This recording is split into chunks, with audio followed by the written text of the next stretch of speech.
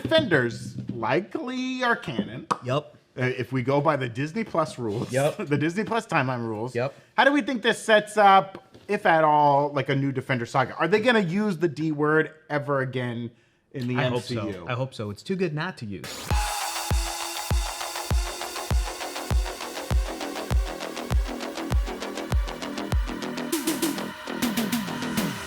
Hello, and welcome back to the Breakroom. I'm Brandon Barrick. Who cares? Joining me today, we got Hector Navarro. Hello! And Coy Jandreau. Oh, hi! The name is fun. I like that. We're doing our most normal hello. This is how I greet friends and family. Hello. Echo released earlier this week, if you didn't know, and if you haven't watched it all by now, we'll turn off this video immediately. But it's fair. It's 5 episodes of TV, and you might be pretty busy. But when you're ready and you've watched all 5 episodes of Echo, tune into this right now. And if you have, you're still here and you haven't left. We're going to go over some lingering questions we have about this show. Okay. And we got a few. We got a bunch. We have a graphic. Lingering questions? Boom. Lingering questions. Oh, what a Ooh, I like Awesome. the ellipses. I like, the decimal points that go off into Awesome. infinity. Awesome stuff. Awesome stuff. Today we're going to be discussing our lingering questions and yours. Yeah. If you're in the chat right now, producer Evan will pull your questions live from the chat at Breakroom and R. Let him know what you are. And we also had some comments from our videos over the week. We'll pull some of those into the show today. So let's get into it with our first lingering question, and probably my biggest lingering question. What happened to Biscuits and Bonnie? Biscuits and Bonnie. And what's the dog's name? Billy Jack. Billy Jack. Billy Jack. A lot Billy of bees Jack. in this script. Biscuits, Bonnie, Billy Jack. I love it. What a country western trio. I love it. There were rumors around this show that an episode was cut. Sure. And it did feel like it, right? Especially with Biscuits and Bonnie's storylines. I remember, like, episode 4, they showed Biscuits going into the car graveyard. Junkyard. The junkyard. He had a great line about, like, Chula saying that, like, nothing's ever... Things that are thrown away are still useful or something like that. It was, it was a metaphor for the show. I liked his line about, isn't that from The Lion King? Yeah. There's a nice little moment of levity after like the devastating scene, I think right before was Chula and Maya. Right. Like, hashing it out. And we're all like, oh my God. And then we go to Biscuits and he's like, I'm funny. Yeah. We're into the We need junkyard. you, Biscuits. Yeah, I we love need it. Every time Biscuits came in, we were like, this is necessary. This is Yeah, when we need absolutely. them. It was the required Disney reference that we need in every Marvel project now, right? I'll never forget with Age of Ultron was like right after Disney Pinocchio. had acquired Yeah, Marvel, Pinocchio. and they immediately, I've got no strings, and I was like, oh baby, here we go. Yeah. The Mary Disney Poppins is still the references. best, I think. I still think That that's is the a good one. strongest. Mary Poppins That is is a good one. I love Yeah, it. I love it. That's true. What other Disney references are in the MCU? Let us know in the chat. What else did we miss? Yeah, what's your favorite Disney reference in the MCU? My favorite is the Disney reference in Aquaman. Is also Pinocchio. Remember that? Aquaman 2? In Aquaman 1, when he talks about like hiding inside of a whale. Oh, and then Maestro. Mara's like, you did it from a book? And he goes, oh, I thought it was a movie. Like, I didn't know it was a book. Oh, cool. And then in Aquaman 2, they mentioned Lots Loki. of references. Yeah, Aquaman 2 was a big fan of Marvel movies. Yeah, it was. It was. Also, I said Maestro for The Whale. That's an Oscar-nominated movie. It's Monstro, I believe. That's true. Maestro is Maybe there's when a- he plays a whale. Yeah, and then the next time he tries to win an Maestro's Oscar. when the whale's like, I still have summer in my heart. Yeah, Bradley Cooper could do it. I would watch a got movie. range. I would watch a movie where Bradley Cooper plays Monstro. Yeah. It's Kevin Smith's sequel Yeah. to Tusk. It's Bradley Cooper as the whale from Moby Dick. I see Yeah. it as like a Wicked story where Monstro's not the problem. He's just a whale. Listen, the whales are attacking the ships right now. I see it as that great sort of like in one location drama with Darren Aronofsky directing, and it's just Cooper in the suit, and he is Monstro, the whale, the sequel It's a to The man in Whale. suit. It's not a, Inversion Yes, of... it's the movie The Whale, which is very well acted, but extremely I problematic. love it. I love it. Yeah, so Biscuits and Bonnie, right? Right, What happened right. to these storylines? Yeah, that 4th episode, we get a quick check-in on Biscuits in the junkyard to set up that he somehow turned the car into a monster truck. I'm assuming with his friend's help, who was the mechanic. And then there was literally just a shot of Bonnie looking forlorn by the kitchen sink. Yeah, she in got a episode cutaway 4. reference shot. Yeah, just to was remind that- us that Bonnie existed. Was that because was she feeling any like Lopez family energy or anything? Or I don't think so. I think she was just sad because the last we had seen of Bonnie, Maya was like, yeah, I'll definitely have a drink with you, and then never showed up, right? Just The brutal. entire season, they were like, Bonnie's really important. And then Bonnie was just always off camera, like, I'm really important. Yeah. And I wanted so badly to have a scene with them beyond the one Yeah. we got, where she got to actually... That was closure I felt like we never had for character or arc. Yeah, I loved the moment where she's thrown into the room with Maya, and there's the dramatic irony of the audience. We know that she's about to turn around and see Maya, and she takes a long time to kind of turn and see her, and Maya's just like, "Hey, sorry, I didn't text." Yeah. But yeah, I really wanted more, and I wanted they have a little bit of a kind of moment. Mm-hmm. But to your point, like Maya and Chula's was so much more. I wanted that for Maya and Bonnie. Yeah, I wonder do we know too if, or maybe we do, and so remind me, was this an issue where like the show filmed 6 episodes and then they told them we need to trim this to 5? Or did they have 6 episodes written? A lot of different things. Did they have 6 episodes written and then they went, you need to trim it to... And right, but like I'm saying, were they written? Were they filmed? I think they filmed 8 and then I heard they... Really? Yeah, I heard this was going to be a longer show, and then this is unsubstantiated. This is all taken for the biggest grain of salt. But then when they, we heard all those rumors about a year ago that it was unreleasable and all those things, so they cut those episodes down into this more streamlined 5er. That does flow okay, but definitely feels like it's a hodgepodge in the finale to me. But I think that whatever was unwatchable, you'll notice that a lot of the stuff that feels more like the Netflix show, it's Kingpin in isolation. I'm wondering how much after the Hawkeye Kingpin didn't go well, they were like, let's up the Netflix tone and make Hawkeye a darker show. Because they added the blood in post. They did a lot of things that felt like they darkened it. And I'm wondering if Vincent did a lot of reshoots to change the tone of the show. When did Hawkeye release? It was... that was a December joint. Right, and it came out not last year, but 2022. Yeah, 2022. Yeah, because last year was 23. No, 2021. Oh, it was right, 2021, because it was right before Spider-Man. So they'd have time to add Vincent D'Onofrio's darker side, change the tone from that Kingpin, use this as an opportunity. Have the time to make the decision to do Marvel Spotlight. Right. The viewer discretion. Right. So, and there's also moments in the show that not only do we have scenes that we saw in the trailer that aren't in here, which is very common, but I heard there was a scene that had her working with Kingpin as a bait and switch for a point. And that would be that would mean the finale is a totally different point in the show. Like, so that changes what the narrative would have been. I think the scene with that beautiful reveal of her outfit amongst her family, when they instead of doing a superhero landing and having a third act fight, they kind of have her already with everyone. I think that might have been added later. Sure, it's possible. Okay. So those things make me think it was a lot different of a show. And then they were like, how do we make this 5 foot cleaner? And it's interesting too, because if the challenge is we already had a bunch of stuff filmed, shot, filmed, partly edited. We had an 8-episode show, and for whatever reason, for financial reasons, which I hope isn't the case, or for creative reasons, they were looking at what they had and they were like, the pacing isn't the best. For them to edit whatever they had, rewrite and reshoot whatever they had to get the 5 episodes. Because again, if you watch because I also think that there's maybe certain things from the last episode missing. But what I felt like was maybe missing was the kind of shots and different angles of what happens to, what's that weird South African or Australian Zane. bad guy? Zane. I'm like, what happens to Zane after he got Welsh. shot? I've got confirmed on Welsh. Twitter. He is Welsh, and his accent is and Welsh. the character's Welsh. Okay, thank you. So it's like, what happened to him? What happened to those dudes that Biscuits crushed with the monster truck inside the van? We saw the cops kind of pull up. We were talking about this yesterday of what was the resolution? What was the sort of resolving action for all that stuff? That to me felt like it could have been just sort of trimmed for pacing. Sure. But then this would have been way cleaner as 6, I think, especially without the denouement. There is no closure. I think so too, but I wanted to bring up the question of if this show was 6 episodes or 8 episodes, would we be sitting here being like, man, it really dragged in the middle? They really could have. I'm just saying, it's always tough to It's hard to know the world. Right. We have in. this alternate universe version of Echo. Right. We don't have the 8-episode universe version where people are going, it started strong, but man, there were too many scenes with Bonnie. There were too many scenes with Biscuits. They were just reiterating, because again, going to Biscuits, the scene is he goes to the junkyard and then it cuts and then he's in a monster truck. Right. Was that their intention for a big reveal? If there had been a scene or a montage in the middle where he's building a monster truck, does that reveal me nothing? How does that work in that sort of shortcut from this to this? Would I have liked to have seen more Biscuits? Yeah. More Bonnie? Yeah. But I don't know how necessarily important they were to this particular story. But it's interesting you say Echo working for Kingpin. Yeah.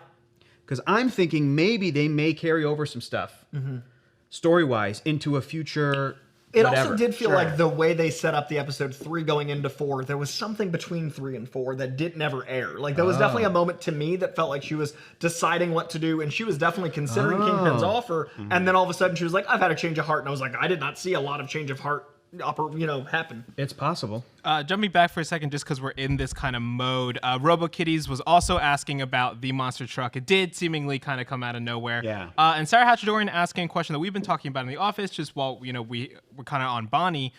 Who were Bonnie's parents? What do we think? Great question. The family lineage wasn't quite clear there. Yeah. We know that they were our cousins, according to a very young Bonnie. What do you guys think? Do you think that her parents were cut out? Do you think that was ever a factor that might have been? That's a great question. I was rewatching the first episode, and in the opening sequence, which is that flashback in 2007 when they're in Oklahoma, Grandpa, played by Graham Greene, like Scully, he says, and Biscuit's dad was blank, blank, blank, blank. Right. And like telling a story. And then he goes bare ass, like he's telling the story. So they're already talking about Biscuit's dad. Yeah. Whoever Biscuit's dad is. And I don't know if we know who Biscuit's is. So I feel like there is a family that we're not necessarily seeing every member of, or maybe some of them have passed, or maybe some of them don't live in Oklahoma. Because even Henry moved to New York and then came back. Yeah. So it's he's on. And how did Henry's story end? Exactly. Like, Henry shot the guy. We don't see him again. We're like, where'd Henry go? Because he was a big part of the whole show. Yeah, and it's like Kingpin might not go after my end, but Henry's in. Did he show up at the Fast and Furious cookout at the end, or no? It was No, he wasn't there. So that again, that's a story where I'm like, does he go to New York? And the Fast and Furious cookout felt very like half people were there. Like it felt very like, why are there only 3 people on this? Wait, no, I think Henry was at the Fast and Furious. Right? Was he? Yeah, I'm pretty sure. Dashiell, can we pull that up? Pull that up because Yeah. it was a brief scene. It was and Henry, it was like, Biscuits, Trula, and Bonnie. I'm And pretty I sure think- they're all. No, you're right. Scully wasn't at the. he was not. Yeah, Scully wasn't. So that's another thing. Sarah Hatchadorian asking, is Scully Maya's mom's birth parent? And I think I don't based think on so. the what we're thinking is that he was probably dating Chula. Yeah. I get that. And so maybe not. Yeah. But then what I'm thinking now, based on you recapping that first episode, is what if Scully is Biscuits and Bonnie's Grandpa? biological grandfather, and then they're just kind of cousins by marriage. Yeah. It's possible. by marriage or just by close community. I took right? it kind of as because if you look at the photo too of like young Bonnie and young Maya, it's Maya's parents and then like Chula's there, and there's no representation for who's Bonnie's parents might be. It could be like your parents' cousins' kids are still your cousins, but you're so far removed, right? Sure. And it could just be like this is a tight knit community. Something could have happened to Bonnie's parents, and Chula raised her, and it's just like whether or not they are related by close family blood ties, you're cousins, right? Like that's just what it is, and like. Chula's like everyone's grandma, right? She is like the grandma of this community. So matriarch. we don't know the exact lineage, and I think it would be too sad to say that like Chula lost 2 children and just has their children around. I think we have the picture too of the. Oh, okay. It is there. Yeah. Because I remember at the Apologies end. to I remember Henry. at the end. I don't know if it was Henry. It was probably Biscuits, but Biscuits and Bonnie nod to each other when Maya shows up. Right. So so the family's there. But anyway, the cool thing about this is clocking that there's some family members not explored.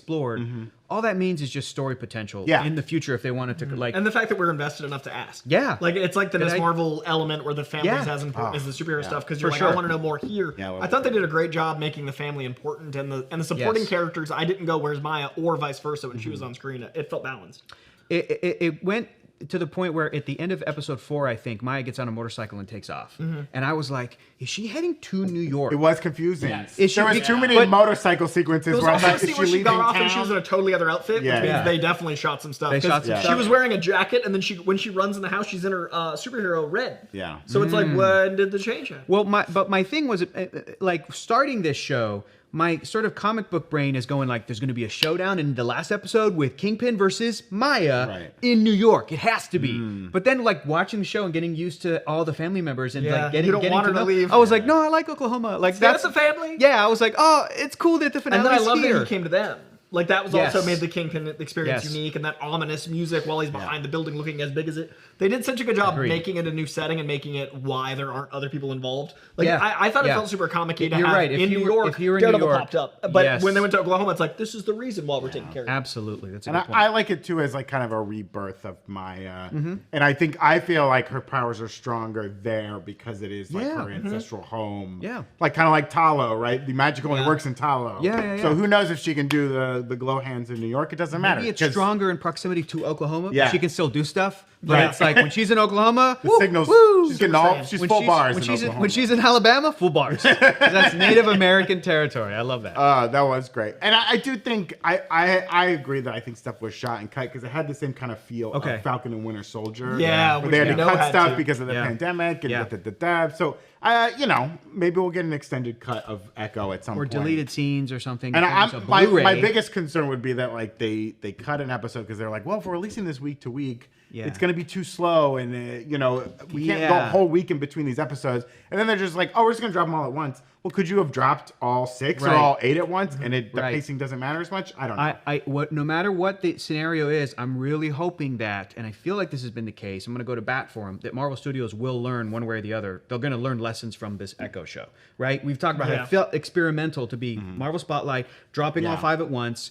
You know what I mean? So like, how are they going to move forward with this kind of material and with like editing this kind of stuff? And I'm hopeful that thanks to the strikes from SAG-AFTRA and the writers, that like they're going to make better shows because they're going to have like showrunners and full writers rooms. And they're reshooting a lot of Ironheart, it sounds like. Right. And we know Daredevil Wonder Man's going back into production. But and Daredevil's a whole new team. Yeah. And then they're starting so that's kind of starting fresh there. So I think going forward, we're in the new era. Yeah, I hope so. Yeah. Actually, in that vein, before we move on, that's a good segue to this question from Ellie Finelli. As terms of lessons being learned from by Disney, do you think the season releasing at once improves the episode cliffhanger expectation problem that Marvel and Disney Plus has struggled with, I guess, in this person's opinion? How do you feel about this release schedule? I mean, that's a good question. Can they elaborate on the sort of what they mean by the cliffhanger problem? What do you guys think that means? I don't know exactly what that... From Ellie Finelli, I feel like one of the biggest things that has troubled Disney Plus is that we expect something week to week, and by the time the episode comes, we have talked ourselves into expecting something that we're just not going to see on a streaming show. Like you want an Evan Peters knocking on the door at the end of WandaVision episode, whatever, to happen every week for every Marvel Disney Plus show. That's rough, dude. I personally am like an anti-binger when it comes to any show. Yeah. I learned, and I came to this discovery when I was like catching up on Breaking Bad because I was like most people late to that show, and I watched a whole bunch, like 2 seasons in like a week, right? And then I was like on the normal cadence of the show. Yeah. What I like so much more about a normal cadence of a show is having time to sit with an episode. Because when you binge, you're watching a story, and B and C just like leave your mind. And I would read stuff about stuff that had happened in the first 2 seasons, like, oh, I totally forgot about that. You're half watching if you're watching like 6 hours at once. And again, you need well-written television to do that, like standalone episodes that have their own arc and aren't just like getting you through the whole story. Like I think talking about a show is as important as the show itself. I think like the community that comes around it, like fandom used to be an inherently positive thing, but now it's something that like, but week to week, I think it's a net positive if the toxicity is turned down, and generally it's a good thing to have that talk week to week. Because that allows you to share in the experience of the show versus sharing. Also, just from the artist side, you make something for a year and then you watch it in 6 hours. I'm like, screw that. Like if everything on Netflix just comes and goes so fast, and it feels like they shot it for that. Like I feel like when you make something that's content, you're not making art. And I think the question in the chat, Evan, correct me if I'm wrong, is like, will Marvel now, if they've given themselves the option to do all once release, are they going to take more pressure off of themselves to do these sort of big moment things in the middle of a show? Is that kind of what the question is? I think so. Yeah. I mean, I don't know. I guess I'm just going to land on it depends on what the project is. Yeah. I think 5 episodes for this Echo story, I think worked really well. That's a great. And I think it depends on how you shoot the show because we won't be talking about Echo in 4 weeks. We would have. I mean, we're not. Well, you just mean that like if it had been coming out week to week, there's no reality where mid-February we're going to be be on this show talking about Echo, and we would have been. Here, it's just like the binge model doesn't make for long conversations. The great thing about Echo having to deal with a Native American character is it feels, for me recently, I've been looking at some stuff. It feels like there's a lot of Native American. It feels like there's a care to try to do more movies and stories and TV shows with Native American characters and actors and stuff. So I'm hoping if Lily Gladstone wins an Oscar, do you know what I mean? That like maybe the conversation will be like, and that, and Echo, and the, and what's the actor's name that plays that plays Echo's father, who gets killed in the flashbacks in Hawkeye, is Zahn something. He's in a show called Dark Winds on AMC with all Native American actors, all Native American writers and stuff. So like, I'm hoping that can be a good reason to keep talking about Echo specifically, even though it was the one drop. But I don't know. I hope Marvel just understands and chooses what story is going to work best for that. Which model? Because Stranger Things changed their position. I mean, like this last Stranger Things, I thought was genius because binge, stop, cliffhanger, big finale. And I think one of the only positive things about streaming is that you are in control of the release. Like, do what you want to do. Don't follow some standard. Like, release it how you feel like suits the art. Stop making it whatever the fans demand. Yeah. So case by case is the answer. Perfect. Here's another question that lingers in my mind. How will Fisk's inferred mayoral pursuit affect his situation with Maya? Do you think this will help, like, take his obsessive mind off of Maya? Now he's like, I'm going to be the mayor of New York, and that's what I care about now. Right. Maya. Yesterday when we were filming with Jessica, she had a great point of, like, New York will be the new Maya. He's gonna like love bomb New York and like try and make that his obsession. Because you could look at the ending of Echo as a way that like Fisk got embarrassed. He not only got scared of Maya's power, but also like the women in her family. So the story may go in the direction of like Oklahoma's off limits because he's like scared. So, but he's never going to show that. Instead, he's just going to be like, stop working over there, work over here, and just kind of try to save face and be. You think he killed that one henchman that got him out of there? Who saw him like, what did you do to me? And he's like holding the gun. Honestly, and, like, they get in the limo. He takes a couple. The SL interpreter. You're right. He killed the interpreter. That was. I can't stop thinking about that. Into the tar You could hear her. You could hear her saying, "Please, no." Yeah, I don't know anything. I don't know anything. God. I mean, would I? Such a clever way to show. I feel sick about that. Would I like a future story, whether it's a season 2 of Echo or like an episode of Daredevil Born Again or whatever, where the Lopez and Echo family is revisited in Oklahoma? Yeah, because I love those actors, I love those characters. But would I want to see Kingpin is targeting them again? Maybe not. Maybe not necessarily. I mean, it's. I would love to find a way to have them be involved and have Maya be involved, but have her go through something different. You know, and she went through such a character arc, her character, in this 5 episodes. But yeah, what does it mean for the future? Is she going to be teaming up or fighting with Matt Murdock? Is she going to be going back to New York? Is she going to be on the Avengers? Is she going to be on the New Defenders? Is she going to be... There's so many different things you could do with that character. And in terms of her relationship with Fisk, you could do that. But I just don't want to see the grandma targeted again. I guess is what I'm saying. Keep grandma safe. Yeah, I like them. Keep Biscuits safe. Keep Bonnie safe. She's a first responder. She's doing good stuff in Tamaha. Yeah. I do think that, it is an interesting place where they left those two characters, because I feel like Maya, in a lot of ways, is almost like kind of put away her urge to kill Wilson, right? Like, as long as he doesn't threaten her family, like, she pities him in a lot of ways. I love that. Yeah, she had to heal and then realized that's how she could help him, and then, like, now it's on him. You're my uncle. I still love you. I do think... Devastating. I want to see a scene where, like, Matt calls up Maya and is like, hey, what did you do to this guy? He is different. He's acting real crazy. He's acting real strange. He's wearing a hammer around his neck on a gold chain. I don't know what's going on with What does that even mean? Great. That'd be great. I think obviously the mayoral stuff is going to affect the greater MCU. Yes. I mean, I think this directly ties into Daredevil, but I think it also could tie into Spider-Man 4, depending on if Tom Holland wants to come back. It could tie into Thunderbolts, because you need them to be a betrayal force of heroism, and that is inherently going to tie into X-Men, because you need a world that hates and fears them. This could be This could be what Kang was going to be, but on a street level, where there's someone, Emperor Palpatine behind the scenes, and he says he's got government power instead of time power. Does Val use the power of the CIA to help Wilson Fisk get elected as mayor of New York? The CIA is not supposed to operate within the bounds of the United States. They would never do that. I just want to defend Julia Louis-Dreyfus. Here we go. I wasn't attacking her. I don't know. I just want to defend her I was talking honor. about Val, not the actor. I want to talk about Val for a second. Okay. Contessa Valentina Allegra de Fontaine, because she is shady. But in the comic books, back me up here, Coy, she's generally a good guy. She's generally a Nick Fury. She's selfish. That's the difference. But she Nick Fury is 80% selfless, 20% selfish. And you would say Val is more like 60-40? Yeah.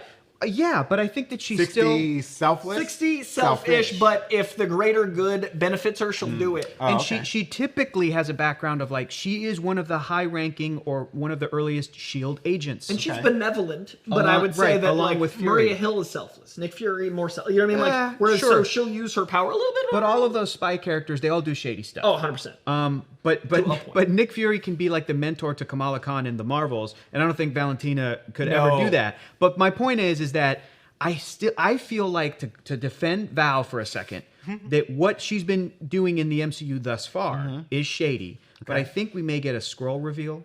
I think we may get some kind of a no, but here's the real Val, and she's still as badass and as Julia Louis-Dreyfus as we come to expect, but she's maybe not going to do that stuff. You know what I mean? I think they're going to go... I think the way they're going to go is we're assembling a team, and the Thunderbolts are such a direct parallel to the Avengers that from another perspective, Nick Fury going off book and recruiting metahumans is sketchy. Oh, for sure. So, like, it's just her way of being like, at least I'm on the books, at least I'm above board. And so right it's not now, sketchy to her. And right now, Valentina, with the Thunderbolts lineup that we're aware of, they all also are above board. That's what I'm saying. Like, I it's think John she's Walker. It's government version of Nick Fury. Right. And so, therefore, she's excusing their misdeeds because she's like, these are American citizens. I'm doing the right thing. They're not metahumans. That guy thinks he's a god. They're not perfect, but no hero in Marvel really is outside of like Steve Rogers or whatever. And I'm saying that this is a little bit further from like a Norman Osborn's Thunderbolts or Dark Avengers. Oh, I totally agree. They're not. She's not recruiting supervillains, as far as we know, to like disguise themselves. But that's why I think we need Mayor as Fisk to be like so the Devil's Reign storyline. Mayor Fisk basically establishes that anyone that's a vigilante fully illegal. And currently, Luke Cage is the mayor after years of Fisk being mayor. Luke Cage is mayor. He runs against Fisk. Yeah, it's amazing. It's such good. Is there like a third person who's like, I'm also here? And all the voters are like, are you a superhero though or villain? Because we're not interested in you if you're just a normal person. What's going on here? But Luke Cage is now mayor, and he's basically stuck in the red tape of trying to fix the laws. So it's like a bunch of fun bureaucracy, which doesn't sound fun, but it is. But what's interesting is the Thunderbolts right now, it's only on issue 3 or 4, Hawkeye's leading them because they're the only above board team. They're sanctioned. So what I think will be interesting is if Mayor Fisk establishes vigilanteism is illegal, Thunderbolts suddenly become the only good guys, and then that pushes everyone else towards the X-Men, which is a world that hates and fears them, which allows us to have all this Mayor Fisk stuff be big. So you can be a vigilante outside the boundaries the greater of New York area. You just allowing Spider-Man to feel like do it on the scope. island of Manhattan. Look, man, New York, they're the trendsetters, all right? There's going to be legislation following in that path across the country, across the world. President Harrison Ford is going to hate Hulk a lot, and he's going to be like, oh, New York looks pretty good over here. And going off of what Coy said, even before getting to the X-Men, you could also do the thing where this forces like well, first of all, it forces the Young Avengers, because there's no sanctioned Avengers right now. There's no Avengers at Avengers Compound. We've talked about how like Young Avengers could then come up because all the young people are like, well, the adults aren't doing it. They're slipping up. Yeah. So Kamala has to recruit the young people. Kill a Young Avenger, and that's where Kamala's Law comes from. I think we get Kamala's Law in Thunderbolts. I also think if you want to factor Echo back into this and Matt Murdock, maybe they're not Avengers, but maybe they become a sort of secret Avengers or underground Avengers, just like post Civil War in the comic books, when it was basically that lineup of characters. It was Luke Cage. It was Peter Parker wearing a black suit. What could he run into with some goo from a bar in Mexico? I want that. He could be black suited Tom Holland Spider-Man. It could be a team that is street level focused. And you could loop in your Jessica Joneses, your Luke Cages, your Iron Fists, unfortunately, and Echo. You know what I mean? At that level, while the Thunderbolts are active, while Sam Wilson might be trying to get like the legit Avengers together, but it's like slow going, while the Young Avengers are active, and all the while, maybe we wait till after Secret Wars, but like a team of young students in Westchester County, New York, are watching from the TV at their school, and they're like, "We're gonna be the X-Men. We got to be the X-Men." Everyone's gathering a lot because Kate Bishop's just got recruited. We've got Val recruiting. We've got Wong recruiting. So there's a lot of recruitment. And Madison better be at the Sanctum Sanctorum. That's all I'm saying. I think Secret Wars is gonna be like 10 teams. And at that moment, could be. At that moment, we zoom into the sun, and from the other side, Icarus pops out. Like, I'm back. He's like, I didn't die. He's dead. Deadpool's recruiting people. He Deadpool survives. is going to be getting the Fox X-Men. Everyone's recruiting people for Secret Wars. Deadpool's Avengers are going to be the Uncanny Avengers. Which I want so bad, because that run right now, Jerry Duggan, you mad genius. Evan, go. Evan's got a question. Savvy389 was asking, do you think Valentina would have an interest in Maya? We wouldn't see Maya in the Thunderbolts likely, but do you think that there could be some more crossover between the two there? Well, who has she had interest in so far? Yelena? Yep. and John Walker. Yep. And she's the head of the CIA and has had interest in what's going on out in Wakanda, but she had her ex-husband Martin Freeman arrested. Right. Those are like the main things she's done so far. And he got freed and then got put in a scroll cage. Sure. Yeah. What point. the hell? So we don't know if the Martin Freeman and Secret Invasion.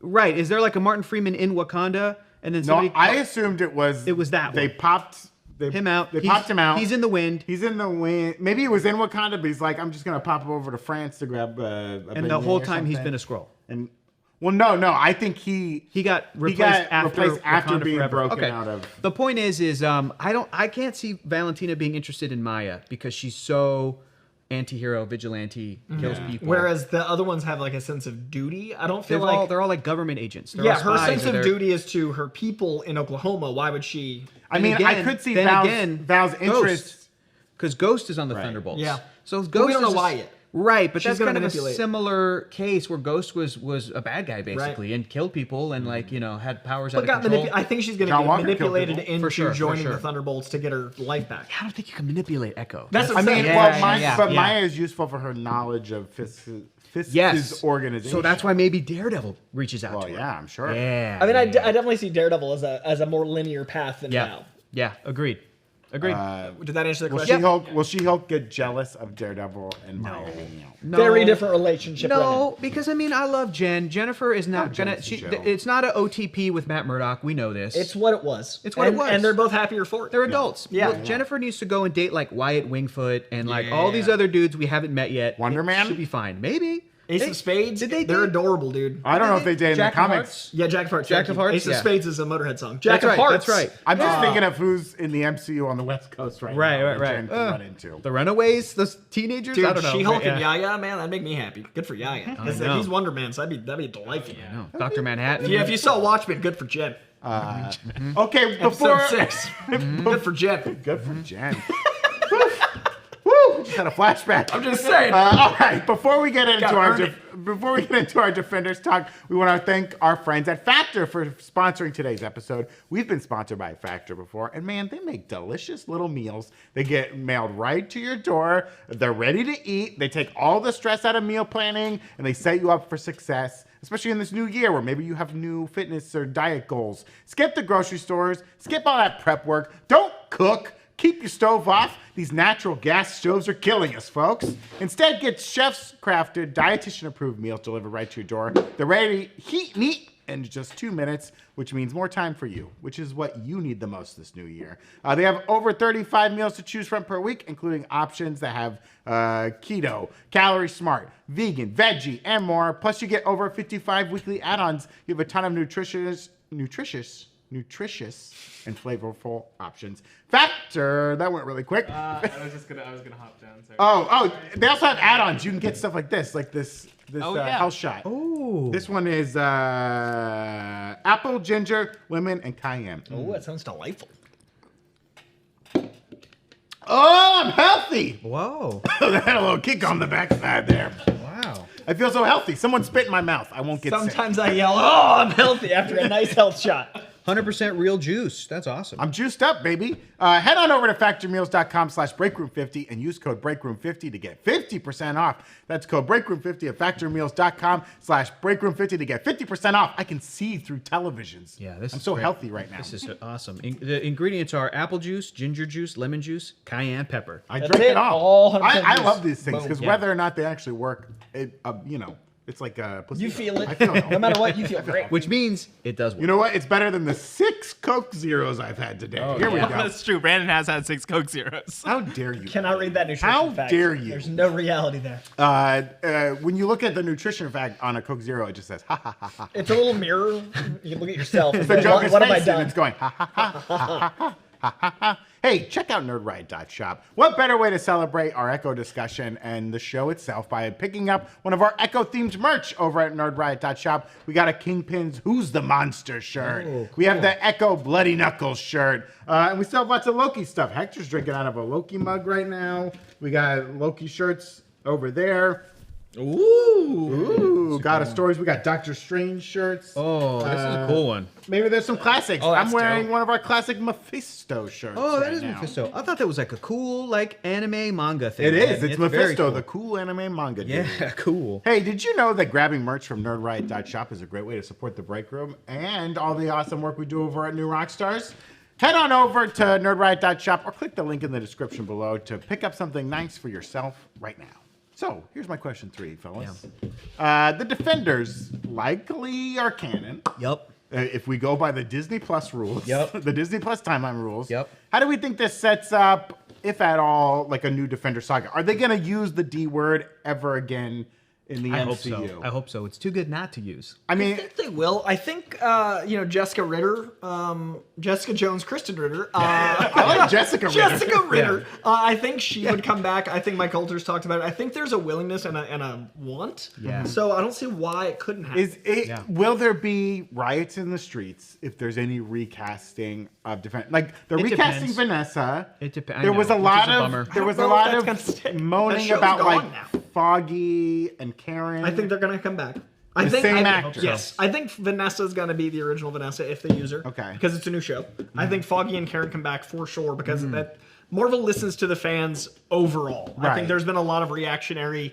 I think Marvel brand right now is not as strong as it was a year ago because of the intermittent things that people haven't loved as much. But I think they've had more variables against them out of their control that caused all this. Between a pandemic and a strike and all these things, I think they're going to want to get the most fan approval they can for the next couple of years. Yeah. So you would not have, Karen and Foggy if that's what people want. Especially like I think non-powered. people. Yeah. Just bring And back both the those actors love those roles. It's Yeah. not like they don't want back. The ultimate test is that here's the question. The question is, can Marvel Studios now, today, with their creative force, writers and producers and everybody, take whatever Netflix Defender shows set up and like keep it good or make it better? And the answer is yeah. Because the test is, look what they did with another ABC television project, Inhumans. They did not have to bring back Anson Mount. they didn't. who They could have played had Black Bolt. anyone. They could have had that. Could have been a stunt casting Yeah. dream. But somebody at Marvel, and I have a feeling it's Kevin Feige because I know he's a Trekkie, and I'm sure he saw Star Trek Discovery. And in season 2, Anson Mount comes in and he really crushes it. Yeah. And I think in the Inhuman show, for as bad as that was, and like it didn't work on many levels, most levels, Anson did a great job with a very difficult role. So that somebody decided bring him back. But look, Marvel Studios can put a budget on it. We have our own visual development team. We can do the costume that's Black Bolt, that's really Black Bolt. And he did great in that very brief, quick role, and it was really fun. So I think that's the test. And it's like, you're talking about Foggy and Karen. I think that why would they not have those actors in play if the characters are in play? Do I want a Daredevil season 4 with the exact same character lineup from the Netflix show? No. I'm excited about Daredevil Born Again. I'm excited at which characters they're going to utilize. Am I sad that Karen and Foggy weren't announced as like series regulars? Yes. But I want to see what they're going to do. And that could change. That could change. And exactly. I'm really hoping that it doesn't mean that they are, especially with Echo revealing that Daredevil was alive during the blip. That's what Echo did. It revealed that Kingpin was alive during the blip, which we kind of knew because Kingpin was active. Saw him like Hawkeye. In Hawkeye, because Ronan was trying to take down the Tracksuit Mafia, which is being led by Wilson Kingpin, Fisk, which who's means- alive during the blip. And to see Daredevil in the mix, it's like he's alive. Yeah. Which of the Defenders characters and supporting characters were dusted? And I think the Echo show, if nothing else, and this is why I don't understand there not being more conversation around this moment, the Defenders coming back. This is what people have wanted for, 10 years? How long ago was Daredevil? It was like, they had 10 years we've been wanting this back. 2015 to 2018. So 2015 was 10 years ago next year. We have wanted them to be MCU canon this long. Yeah. I can't see Marvel not understanding the stakes there. Yeah. So I definitely think all the fan favorites are back because they know what this is. They know the gold they have in their hands. Yeah. And Echo brought them back in canon. Like Daredevil showed up in Echo in the same opening episode that Hawkeye was in. There is an episode of television that have Jeremy Renner's Hawkeye and Matt Murdock. So even beyond the Spider-Man No Way Home, we have those two in an episode of TV. And so it's all canon. Eric Voss is going to have a video on the channel on New Rockstars this week, kind of talking about the amount of Netflix hours of television that was put out. He calls a lot. He calls it baggage. Okay, Well, let's not stop beating around the bush. Eric is very scared. He's very afraid. You can see the fear in his face when you watch this video. Because I think his stance is basically just, well, we can't take all of it. Yeah, we can take some of it, and we can't take all of it. It doesn't all line up. To that I say, Eric, you're wrong. Yeah, you're wrong. comics have taken all of it for 60 years. Thank 60 you. years. Thank when you. was Spider-Man Coy. invented? 60 Help years me ago. back And me every up. so often, a writer will go, you know what? Paste Pot Pete. Let's pull from that panel. So there's literally a Secret Wars comic. Have you read the new Secret Wars Battle World #2? No. So Secret Wars Battle World #2 takes place between 2 panels from a 1984 Secret Wars comic. There is an issue of Secret Wars from 1984 where Spider-Man has a bandaged arm where he put it in a sling right after he gets the black suit, and he disappears into a portal. He comes back in the next issue. We don't know what happened in that portal. This issue tells us this year, 40 years later, they're like, let's do a filler issue of that portal adventure. That is the baggage that comes with Netflix. Make it all canon. It's an opportunity, is what Coy is saying. It's gold. Is that there are writers who, I'm sorry, if you're a writer and you're working on the new Daredevil show. Watch Daredevil. Enjoy the baggage. Watch 3 seasons of a show. And if you're like, well, I want to include Luke Cage, watch 2 seasons. Read the Wikipedia These are summary. duffel bags full of money. Yeah. There's Open those up what and about- dance in them. So here's a question, like Elektra, right? Yes. A big character that I'm sure the MC would love to People have been use. really bringing up Elektra and talking about Elektra as though the Daredevil second season whiffed it. I don't see I'm not that. saying that it whipped it. I'm saying, implied she died. She could have survived. It's comic books, right? Daredevil. And Elektra, Is that someone you recast? Elektra's known for because I think Elodie Young, I think she did a fantastic job. But what if they want to recast her and say this, because this happens in comics, right? Yeah. Multiple people take up a moniker. Right. Yes. I mean, Is right that- now, Daredevil you is fair with Elektra. that? Daredevil is Elektra Nachos. If you're asking me if Marvel Studios will recast someone, I defer you to Iron Man 2. Of course they will. Yeah. Of course they will. Like Rhodey was recast. Yeah. Bruce Banner was recast. If you're telling me like, well, Hector, you don't want to, tie Marvel Studios' hands around their backs if they want to do something creative, go in a creative direction.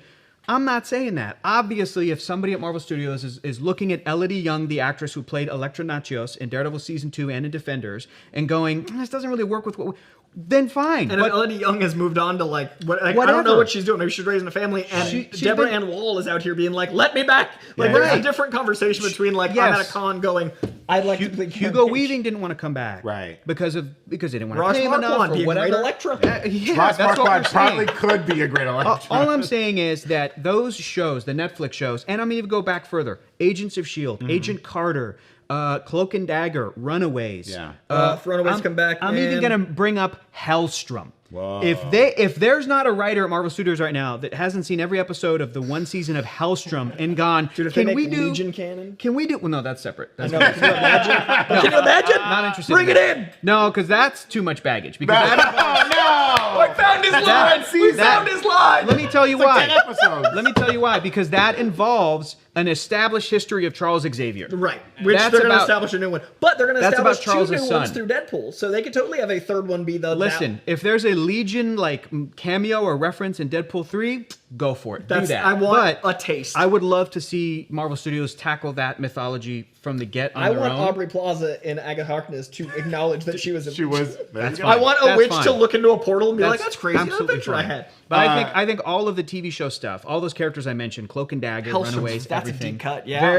That's as deep as you can go. But I think all of that should be considered. Okay. Meaning, if there's an opportunity, like there was in Doctor Strange, where someone went, what if Black Bolt is on the Illuminati the way he is in the comics? And someone went, we can just use the same actor. Like, Yeah, if that's there's an not- opportunity, Yeah. have these actors basically not on retainer, but active in play. The same way, Gwyneth Paltrow as Pepper Potts. Is she contracted for a movie right now? Probably not. No. But in a couple of years, if there's an Iron Heart Yeah. moment, if there's something where Happy Hogan picks up, if there's a way to somehow remind audiences of that character, it's going to be Gwyneth. I don't want to be a new Right. That's too much legacy in this That's timeline. all I'm talking about. Is But that it's also, all the right canon. writers can make all this work. And Yes. people in the chat, inevitably, people that don't love this stuff like we do, and to this level, are like, it'll get complicated, it'll be too confusing, they're gonna multiversal go- stuff. they're- Watch Across the Spider-Verse. With Yeah. the right writers, you can make Yeah. anything canon work. The canon Yeah. event concept was Even- explained for children. Even Finn Jones is Danny Rand.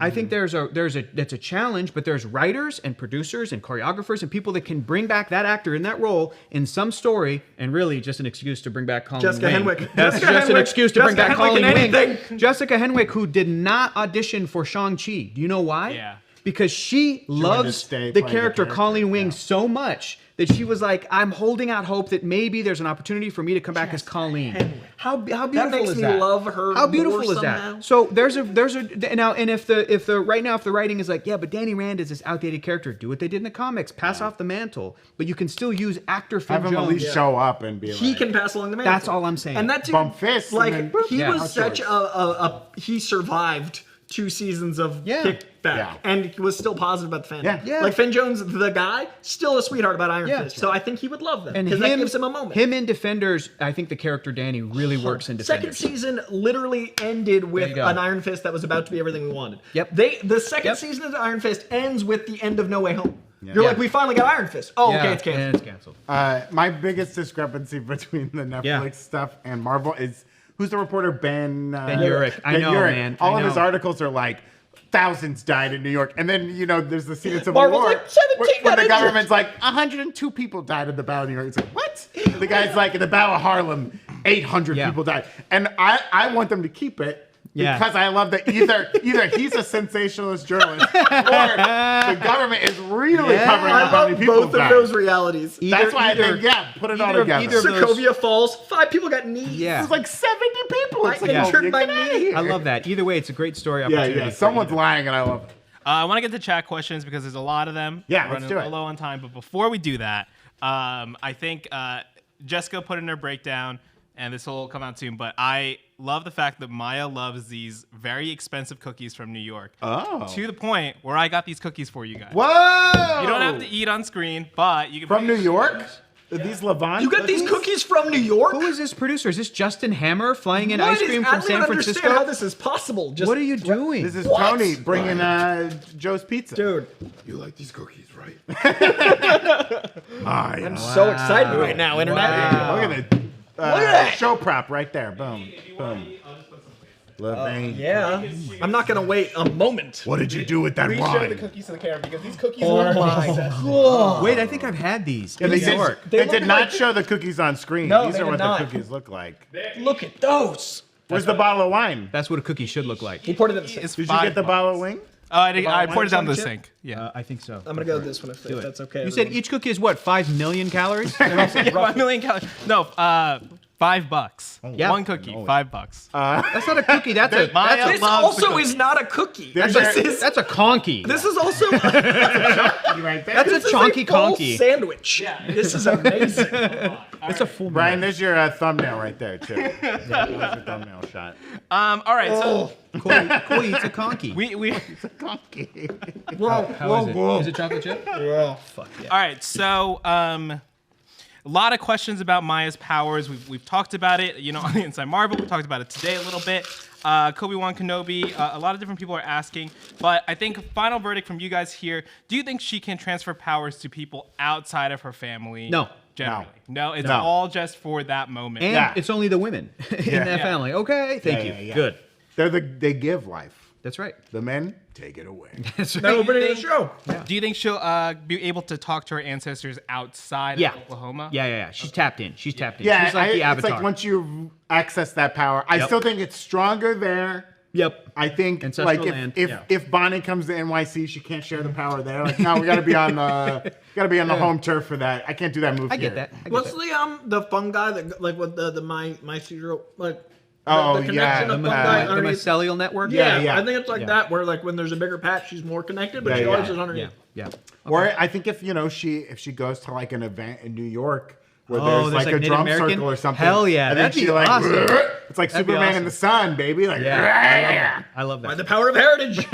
Love that. This is so good. Yeah, It's they're like really- a walnut chocolate chip. The inside is so tender and It's moist. heavy. Outside is nice and crunchy. I want to get through this because I don't want to eat it yet, but I'm gonna. The inside's like cookie dough. And No, the man, it's outside is amazing. like a well-baked cookie. This is like an 8.9. This is now I'm gonna go 9-1. This is a 9-1. This, like, you know why these are Maya's favorite. Yeah, this is so good. The inside is literally still tender. Maya. You can understand how Maya Lopez got into criminality because yeah. these cookies are so fucking good. I would murder people on the streets in New York. Also at $5 a cookie, you gotta do crime. Maya. You have to do crime. If you want that cookie, you better shoot this man in the face. Okay. Do you think Kobe-Wan Kenobi asked how much does Matt Murdock know about Maya if he was keeping tabs on Kingpin while being Daredevil? Would he have known about Oh, her? that's Great a question. great point. He must know exactly who she is. Well, when they fight, that's her first job, so it's probably new. But he's probably. I'm sure that she made an impression on him. Right. And I'm sure that I don't know if he ever crossed paths with her again. But the fact that in that flashback scene, Wilson Fisk was like, none of my men have been able to, makes me think like, okay, for the next few years, because remember, that was supposed to be like 2021. That's smack dab in the middle of the 5-year blip. Yeah, I'm also there's thinking another like, year and a half plus. Daredevil starts being Daredevil 2015. Yeah. So Maya's, a late teenager. He probably sees at some point, I don't know when the Tracksuit Mafia gets going, but so 2017, 2018, or 2018 is when her dad dies. Well, right? here's what I think you're asking is like, was Matt Murdock in his research of Wilson Fisk in like Daredevil season 1, getting into who this person is who's like puppeteering all this crime, did he realize that he had some sort of like foster daughter, adoptive daughter situation? I don't think so. I think that the whole Maya and I'm your guardian was really sort of kept under wraps. He didn't even learn sign language. Exactly, dude. I think they saw each other once a week.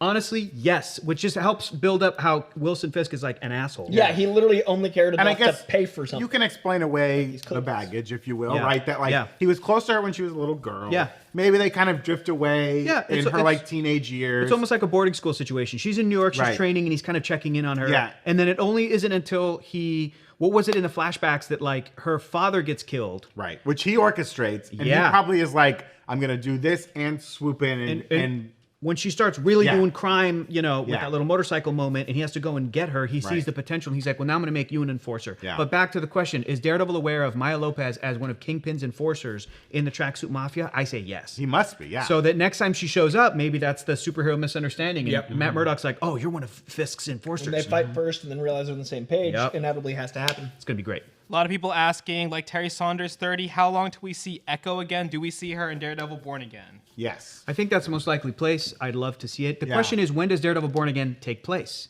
Because we know that I think some of it's going to be during the blip, right? Echo happens. Oh, great question. Echo happens. All of the show takes place before the last few episodes of She-Hulk Attorney at Law. Meaning the Daredevil timeline is the show, his 2 seasons, Defenders, the 3rd season. Then we don't see Daredevil again until this Echo flashback in the middle of the blip. Then we see him as Peter Parker's lawyer in the fall of 2024. Then we don't see him again until She-Hulk. Until summer 2025. Until summer 2025. So Daredevil, when does it take place? How does it, if it's about Kingpin's like ramping up the campaign, or is he already mayor? And we're into 2026 or beyond. Well, they are reworking the show a little bit, but from early set photos, there was a shot where they were in front of a church and there was like a bulletin board, and he either said the date and it was during the blip, or it was referencing the blip. Something on the board was referencing. I'm remembering it a little cloudy, but like I think they insinuated that some of this would happen during the blip, I can't which would imagine make a they ton of wouldn't want to sense. explore that. Especially if it's a longer season show. Especially, and it maybe gets Kingpin out of jail, right? Kingpin's in jail, the blip happens, and like New York City's we don't have enough prison guards. We have to let people out, right? And we honestly, Kingpin, he's not that bad. And he's still, and you know that Kingpin is so connected that even if half of his lawyers get dusted, he still has enough lawyers to get his ass out of there. But then going back to the blip, like I want to learn if Matt Murdock's friends and family were dusted. Did Karen and Foggy are gone? How does that is maybe how they had written that they weren't in the show, right? What if enough of it took place during the blip? Exactly. And he goes full Ronin, and he's like, "No, I'm gonna go back to killing people." How does it affect Matt? How does it affect So yes, great question. And how would it affect his senses? The world's half his life. Yeah, I was just about to say like that's so cool. I was just about to say like they love showing the blip moments, and I'd love to. I'm kind of sick of them, but I still love them. But to have Matt Murdock be like, "There's so many more heartbeats." Wait, what's happening? What's happening? Like just silence, like he's hearing, and then all of a sudden like it's quiet. Here's all I ask for Daredevil Born Again. Please no, like I can't use my powers anymore. That was my number one gripe about the show. They did it so many times. Yeah, after Defenders, he had to like train back up. He did it every season. He would have to. That's not a Justin and Aaron move. I didn't like it. Yeah, man. Beltalowda9 asking what new characters would you like to see join the Defenders? What new characters? Ooh, Well- so we got to think like street level New Yorkers. Is it out of the question to have like Spider-Man on the Defenders? I'd rather that than Avengers. I don't know if Kinda, yeah. I keep just Yeah. thinking back to those comics they're coming out in like 2007, 2008, right after Civil War, where that Defenders was like Clint Barton, Luke Cage, Danny Rand, Jessica Drew, like the real Jessica Drew. Right. Like those characters, they were so badass. That sort of street level Avengers, secret Avengers, underground Avengers. It would be so It cool. makes me worry because like Bendis in both Marvel. books. Yeah. Marvel only, it's a real handshake deal with Spider-Man, and they got to be careful about how they use him. It's like, would they use it if it's a Defenders show? Right. Would they use it? Probably not. But if it's a Defenders movie, maybe. It would be great to have them at least have. He doesn't have to be on the Defenders, but a moment of like, what are you guys doing here? And they're like, we got it. He's like, all right, I'm busy. I'd love to see Hawkeye over there. I mean, Kate Bishop can be on the Young Avengers. Clint can be on the Defenders. Yeah. Sure. Or even like, Okay. Miss Marvel. Would that be? I mean, that'd I know be she's great. like an She's an Avenger, X-Men. but like. Here's a question. I think that like the Defenders being the sort of like not a second tier, but like a street level version of the Avengers. That idea I think kind of came from Ultimate comic books, where like Hank Pym in the Ultimate Universe, he made the Defenders and it had like Nighthawk and all these like and like Valkyrie and these sort of like imposter people. But to go back to the original Defenders comics, Surfer Hulk. right, Doctor I was Strange. gonna say, like, what if the Defenders, the original Defenders lineup was the Hulk, Bruce Banner, Stephen Strange, Silver Surfer, and Namor the Submariner? Would it be They crazy? were pretty OP. It was crazy. Yeah, it was like, and Valkyrie joined not too long she after. was like a 1980s version of it. Would have been really cool. I mean, would that be insane if the Defenders, if there was some version of that team? Namor comes out of Hudson Bay and is like, we got to get these drug peddlers. Yeah, And like- it's like, all right, I think it's a little. But he was at the Echo premiere. Canon. Make it happen. Back in the day, the first Defenders superhero team was more of like a Doctor Strange team. They would do Doctor Strange shit. They'd go do like interdimensional cosmic stuff. Yeah. I'm saying the street level idea for the name Defenders came later, and then Netflix really kind of like took hold of Yeah. it, and now that's what we think of. I don't know. Maybe I would still love to see in some capacity, because we have no Silver Surfer yet, but he's the only missing piece. Yeah. It would Everybody be else great is in to play. have like this street level team and one just like Insane. like Doctor supernatural. Strange. Doctor Strange comes back out of his Yeah. portal. He's like, hey, I had a great time with Cleo. What are you guys doing? In the Underground Defenders, their headquarters for a minute was Stephen Strange's Sanctum in Yeah. New York, and Stephen Strange was on that team. And he just pop in and out, kind of like that. Yeah. Put love it. Elektra on that team. love But it. I mean, so many different characters. Not Punisher though. He's crazy. Yeah. He's a bad guy. I think anytime you try to make Punisher a team player, it Yep. doesn't understand the character. Yep. Bit of a problem, the old Yeah. Punisher. Any other questions, Evan? Go. Yeah, last question here to wrap it up. If it's H. Basso 13, Spidey Sensei 72 asking, what do you want to see in Spotlight next? And I'll add, if it's not Daredevil Born Again, what do you want to see this banner tackle next? Ooh, I got one. Ghost Rider. Ghost Rider. Ooh. And if we're talking about the shows, I'd love for their if it's Johnny Blaze, great. But I would love for them to be able to incorporate the Gabriel Luna version of the character in Agents of S.H.I.E.L.D., the Robbie Reyes, who has a car, and then still end the show with some introduction of Danny Ketch. So there's almost like a generational lineage of Ghost Riders, because in Agents of S.H.I.E.L.D. they had a tease to the Johnny Blaze version, the one that Nicolas Cage played, but we never saw the human actor. It was just like the one skull, and then that was like a quick tease to it. So I would love this Marvel Spotlight if the rumors are that they're trying to get Ken, actor, to play Ghost Rider, that he would want to do it. I know Keanu would want to do it, but leave Keanu for Silver Surfer. I don't know.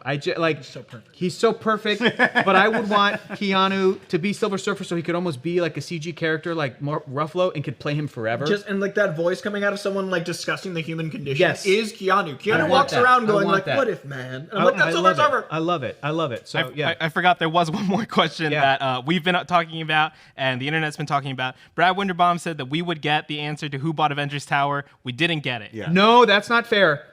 That's not fair. Brandon asked him, are we ever going to know? Yes, are we ever going to know? And Brad Winterbaum said, yes, we will know. Yeah. He didn't say it's happening in Echo. No, it was Y'all like an need Echo to calm interview. down. There was an Echo background. So Listen, everybody's like, the context, people, the context. So yeah, we'll learn. We'll learn who it is. And I do think it's Fisk, but we didn't Could learn be. it definitively. I mean, wouldn't it? It's wild to be Fisk. It could only Yeah. be Fisk, I think, if it's like a weird shell company and they had no idea it was Right. Fisk. There's no way they let Fisk buy that building. Unless he becomes mayor. I mean, if you Or- tear or- all the tech out and stuff, fine, yes. And Yeah, which I that's assume it's all crazy. gone. The DOGC took everything. Pepper took half of it. Or the DOGC Baxter took building the rest. becomes the Avengers Tower and, Yeah. and Fantastic Four, but it sounds like that's moving. It could be that Fisk, like you said, bought it with shell companies, and now it's called the Baxter Building. Right. And then at the end of Daredevil, or at the beginning of a Fantastic Four movie, or at the end of a Fantastic Four movie, the think tank that's in there, that's led by Richards, they find a way to get Fisk out. Yeah. So then it just becomes solely owned by Richards and the family, and that becomes the Baxter Building. So it could kind of be both Fisk and Fantastic Four. I like that. It's gotta be. It can't be Oscar. It's gotta be. Spider-Man would have known. He would have. He knows not to trust a guy named Norman Osborn. Right. He flew right through it. Yeah, I do hope that the MCU Peter Parker is just checking on all the Norman Osborns yes. in the phone book. I want him to meet a professor of his, and it's Olivia, and then he's like, what professor? What? Octavius, and he's like, uh-oh, and it's like a cool lady with tentacles. Maybe I'm into that. I don't know. I want him to meet Agatha and be like, your voice sounds familiar. Your voice sounds familiar. Very familiar. That's it for us today. Make sure to subscribe to the Breakroom channel right here on YouTube. We're going to be eating these cookies, and give us a follow on Twitch, where we do these videos live. Would everyone like to plug their socials? Well, you can find me at Coy Jandreau, CoyJandreau, on YouTube, on Twitter, on Instagram, on TikTok. I just put out my top 24 most anticipated to 2024, and this year I'm going to be doing more comic book breakdowns. I always do by the years. Too many I idea. I really loved your top 1,000 movies I saw in 2023.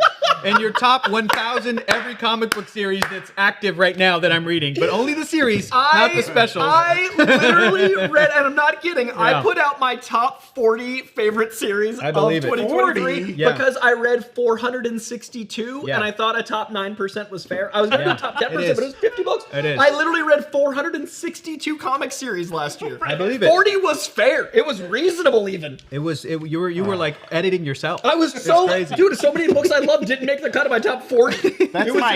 Reading that much is my hell. I read between 70 and 90 books a week. So I just consume all of that. And are you on Goodreads? I'm on Goodreads. I use the library, and then I have like the publishers that send me some stuff. But it's just a volume issue. No, but I'm saying, are you like rating 1 through 5 stars? I use it as a wish list. I need to log more. I input. I need to output more. Because I want to see your Goodreads like at the end of the year. How many pages you read? How many? Yeah. Like my Letterboxd. Because I watched 177 new movies last year. Yeah. Letterboxd, and that's why I did the top 23. Yeah. Hey, those are rookie numbers, dude. You got to pump those numbers up. What's this 177? Come on, that's like what? One every 2 days? Yeah, it's pathetic. My socials I'd love to plug real quick is check out the YouTube channel, The Chexicans. CZECHXICANS. Chexicans podcast. We just did a live episode, and we're going to do a live episode every week. And we just did an episode talking about, we're a little late, but we're catching up, Aquaman and the Lost Kingdom, and it was a good time. It was a good time. Everybody got mad at me because I was like, that baby should have died. Everybody Yes, Hector, no! Baby should have died! Baby should, thank you. Thank you. Well, this room understands. Thank you. Trailer. You Thank delay you. a movie a Thank whole you. year. You Kill don't that baby. Kill the baby. Kill the Do you have baby. that big wide shot? Kill the Everyone baby. in this big wide shot Kill knows the yeah. baby should have died. Baby should have died in that Just white saying. shot. Thank Come you. on. Everyone in that Thank shot. you. Just let you know. Anyway, check out that podcast. Yeah, check it out. And you can find me at Grin and Barrick on X. Hey, we'll catch you next time. Goodbye.